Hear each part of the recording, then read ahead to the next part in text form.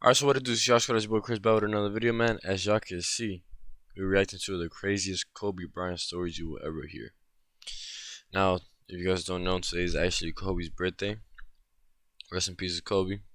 To the passengers and his daughter happened in the car crash. I said car crash, my bad. How they call it the crash? Incident, accident, whatever you want to call it. I'm trying not to like tear up right now, cause anybody that really knows me will tell you that Kobe was always been my favorite player. Kobe's always been like an idol and someone that I really looked up to. So, I mean, let's get straight into this video. I just want to say happy birthday, Kobe. Gone but never forgotten. Never ever will we forget you. And your legacy as a legend will always continue. But anyways, man, let's get straight into the video. Good vibes, good Do you vibes. remember what you told me one day in the forum when I first met you? You said you were going to be the finish it for me. What, the greatest player of all time? Yes. You remember you told me that?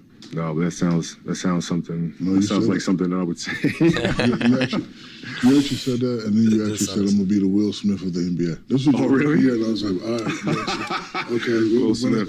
Yeah, times have changed. Kobe Bryant is without a doubt a top 10 player of all time, and some would even make the argument for him being a top 5 player ever. Winning 5 rings, 2 finals MVPs, a regular season MVP, 18-time All-Star, 15-time All-NBA, 12-time All-Defense, 2 scoring titles, and the list just goes on and on and on. And he's also my favorite player of all time and always will be. Same. I know you guys probably know me for being a Steph Curry fan, Warrior fan, but the simple fact is that without Kobe Bryant, my love for basketball would probably not even exist because he's the reason that I actually started watching. He's probably the hardest working athlete in the history of sports, and time again, there have been mind-blowing stories to further emphasize just how insane this guy actually was. And so today, we're going to be talking about some of these stories that will further prove just how crazy Kobe Bryant actually was. But before we begin, if you're new here, I'm Double D. I'm a huge basketball fan. I make NBA videos here on YouTube. So if you're also an NBA fan, or just basketball fan in general, feel free to hit the sub button and click the bell to be notified when I upload more videos just like this one. Alright, let's get into the video. Are you ready to be heard? Okay, we gotta add, mute that. Video. Alright, so let's just get right into these stories. So the first one, bro. I don't know if this is just me or that video. Hold on, because this being dumb laggy. This one takes place during the Olympics. So on the night before Team USA's first practice day, Kobe told his trainer that he wanted to add bike riding to his routine to improve his conditioning during the summer. And so they decided to go on a bike ride. Kobe, his trainer, and his bodyguard would rent 3 bikes for a bike ride, but this wasn't just some ordinary bike ride. This would be a 40-mile bike ride that would end at 2:30 in the morning. And for reference for my California viewers, this would be the equivalent of him riding from Staples Center in downtown Los Angeles all the way to Huntington Beach. And just a few hours later, Kobe Bryant was the first player in the gym preparing for a full day of workouts. And just to add to the story, let's hear what Chris Bosh had to say about Kobe during Olympic training. We're in Las Vegas and we all come down for team breakfast at the start of the whole training camp. And Kobe comes in with ice on his knees and with his trainers and stuff. He's got sweat drenched all through his workout gear. And I'm like, it's 8 o'clock in the morning, man. Where the hell is this guy coming from? But one story truly shows exactly just how driven Kobe was in literally anything that he did. Facts. So this is told from the perspective of Mike Trudell, who's a Lakers sideline reporter. So according to him, there was a ping pong table in one of the rooms, and Mike was pretty good at ping pong since he grew up playing it. He challenged Kobe to a game after Kobe was talking trash to 2 guys that he just beat. And so they start playing, and immediately he sees that Kobe isn't really that good, because, I mean, he doesn't play ping pong. But according to Mike Trudell, he was literally watching every point and learning as the game is going on. So Mike wins the first game, but Kobe wants to play again. And the second time, he did beat him again, but Kobe was a lot closer than the first game. And Mike ends up saying, within 5 minutes, he was taking the ping pong game so seriously. I've never competed against anybody like that in anything, and I played a D1 sport. That felt as intense as that ping pong game. Then, after Kobe lost the second time, he turns to his security guard and says, "We need to get a ping pong table ordered so that doesn't happen again." And Mike's finishing thought when he first heard this is, "It was my own little insight into what he's like as a competitor and as a person." That was fascinating to This man, Kobe, man. Yeah, just hearing these stories is making it hard enough to start tearing up right now on the spot, but just rest in peace to Kobe, man. A few seasons of Kobe's career were pretty forgettable simply due to the amount of injuries that he dealt with. But if you know anything about Kobe, then you know that he would only miss games if he literally physically couldn't play. He's played hurt, he's played sick, but nothing will ever top what he did just a few years ago. Because while the 2 free throws on a torn Achilles is probably one of the most famous examples of this game is equally as impressive and, in my opinion, doesn't really get the attention that it should. So on January 21st, 2015 against the Pelicans, Kobe was driving baseline for a dunk, and due to contact from Quincy Pondexter, he would end up tearing his rotator cuff in his right shoulder. And so later in the game, this happened.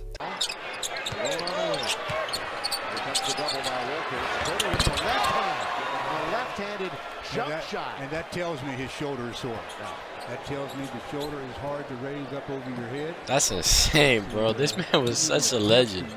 Yes, I've never instead even of seen going that to the before. locker room, Kobe would instead end up playing the game left-handed. And I have nothing else to really say about this because nothing really needs to be said. So let's go on to some times where he talked trash before the game and backed it up. So on November 11th, 2005, the Lakers played the 76ers and a 21-year-old Andre Iguodala, Oh my who ended up gosh. holding Kobe to just 17 points on 7 for 27 shooting. And so he ended up talking to some reporters Diesel. after the game and said that Laker coach Phil Jackson told him that it was the best he'd ever seen someone defend Kobe. And so the next time the Lakers played the Sixers, just a couple months later on January 6, 2006, Kobe stopped by the Sixers locker room to deliver a message to him. But he wasn't there yet, so Kobe being Kobe told them to pass a message on to him by simply saying, "Tell Andre 50 tonight." And do you want to know how many points he scored that game?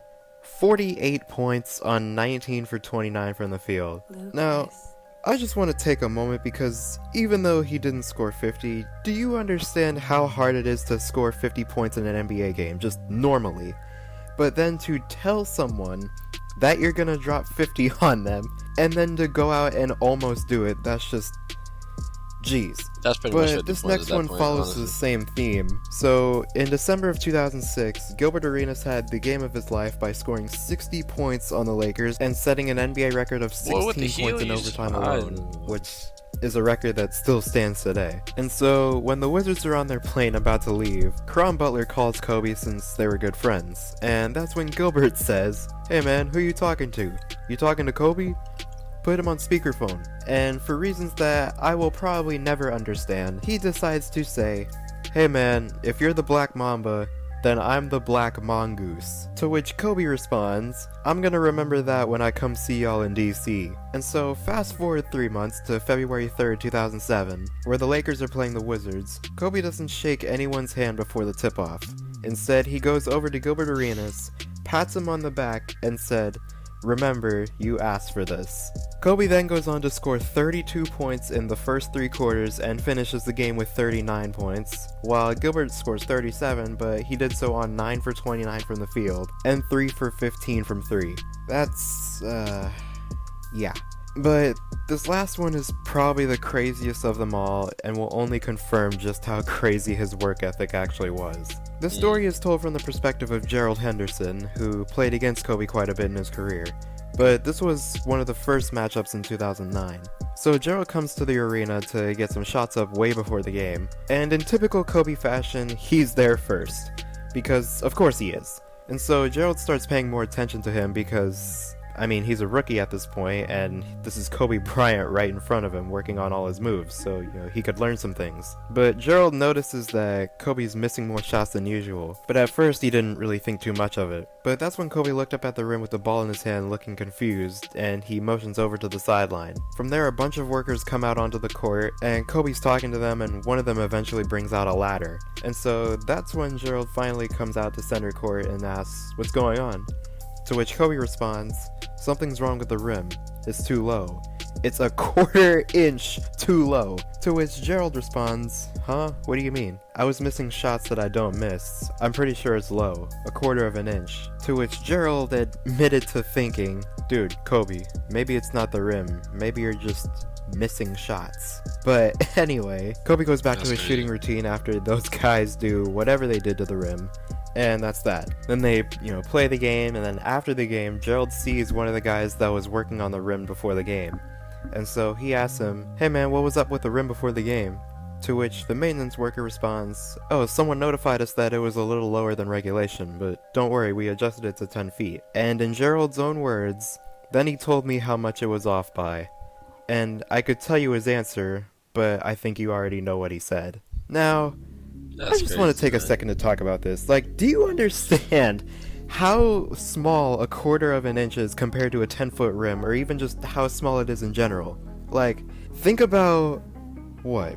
Think about the size of a pea or a pencil eraser. That's roughly how big a quarter inch is. And he knew it was off even by that little amount because that's just how much he worked on his shot. This man was so far beyond just the word great. He was legendary. Like, we're talking about the man that counted 400 made shots after team practices before he actually left the court. This is the guy that would, quote, be in the gym at 6 a.m., take his daughters Natalia and Gianna to school at 8, then come back around 9 to shoot some more. And no one would have any idea he's been in the gym working for 3 to 4 hours. This is the guy that, while coaches were talking, he would be there doing basketball moves without the ball in his hands. I'm serious. Listen to Shaq here. Man, just stay there. Just give her a place. So, all right, guys, here he is on the double and the pick and roll. And every pick and roll, what we're going to do is we're going to double the pick and roll. And then once he rolls to the basket, I want you to double down from the top. We're going to double down from the top on the other thing, and we're going to act. So that's what he was. So what was Del Harris doing? We all saying as this was going on. We all just looking like, what is this kid doing? That's such a legend. Like, what is it?